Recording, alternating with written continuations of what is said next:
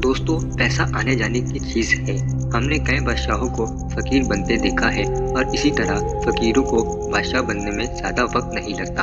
आज की वीडियो में हम आपको एक ऐसे ही शख्स की ज़िंदगी के बारे में आपको बताएंगे जो देखते ही देखते अमीर से भिखारी बन गया, और इसी तरह एक शख्स की कहानी भी सुनाएंगे जो देखते ही देखते अरबों का मालिक बन बैठा।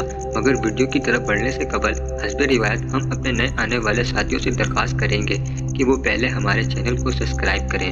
नाज़रीन, 80 की दिहाई में ड्यूड गिलेसन नामी एक शख्स ऑस्ट्रेलिया के शहर सिडनी में रहता था। गोल्ड माइन में काम करता था और उसकी आमदन 3 करोड़ ऑस्ट्रेलियन डॉलर थी, यानी तकरीबन 300 करोड़ रुपए। ये अपने सारे पैसे स्टॉक एक्सचेंज में इन्वेस्ट करता था। 19 अक्टूबर 1987 को ऑस्ट्रेलिया का बदतरीन स्टॉक एक्सचेंज क्रैश हुआ, जिसमें बहुत से लोग जिन्होंने स्टॉक एक्सचेंज पे पैसे लगा रखे थे वो सड़क पर आ गए। ड्यूड गिलेसन को भी नुकसान हुआ और अगले कुछ साल उसके लिए सख्त थे और उसको कई नुकसान होते गए और उसकी ज़िंदगी बिखरने लगी। 1991 में उसकी फैमिली भी टूट गई और उसकी बीवी ने उससे तलाक ले लिया। 1993 तक बड़े बड़े महलों में रहने वाला ड्यूड बैंकरप्ट हो चुका था। उसके पास न फैमिली बची थी न पैसा। उसने लोगों से दूर अकेले रहने का फैसला किया।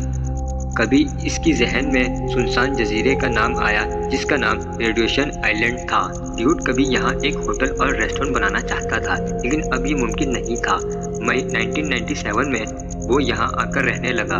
गोल्ड माइन का टाइकून अब एक साख्ता हालत में था। वो नहीं जानता था कि यहाँ कैसे सरवाइव करना है।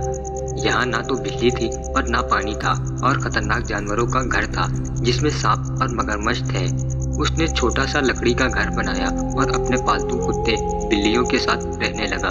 उस आदमी ने इस जजीरे पर 20 साल गुजार दिए और ये अभी भी वही है। ये पूरी दुनिया से लाताल्लुक है और साल में एक बार शहर जाता है।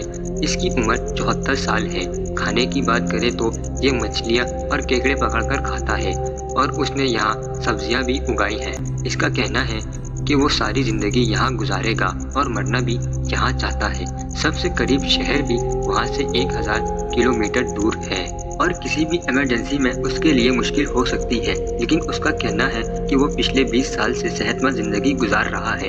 वो मज़ीद कहता है कि ज़िंदगी हमेशा एक सी नहीं रहती और हमारे प्लान भी हमेशा कामयाब नहीं होते। नाज़रीन, इसके बरअक्स एक दूसरे इंसान जिसका नाम मोहम्मद अल-तरात है। ये फ्रांस के अमीर तरीन लोगों में से एक है।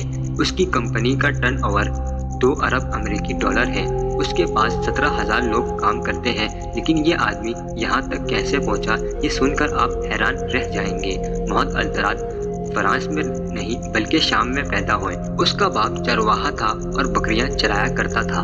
ये लोग सहरा में रहते थे। मोहम्मद जब 13 साल का था तो उसकी माँ चल बसी और उसका बाप उसमें दिलचस्पी नहीं रखता था, लिहाजा वो अपने नानी के पास शाम के शहर राका में चला गया। इंतहाई गरीब जिंदगी गुजारने वाले मोहम्मद को पढ़ने का बहुत शौक था। उसकी नानी उसका पढ़ना अफोर्ड नहीं कर सकती थी, लेकिन मोहम्मद ने बहुत मेहनत की और उसका दाखिला फ्रांस की एक यूनिवर्सिटी में स्कॉलरशिप में हो गया और ये फ्रांस के शहर मॉन्ट वेयर में रहने लगा। इसको फ्रेंच ज़बान नहीं आती थी, लेकिन इसमें जज्बे की कमी नहीं थी।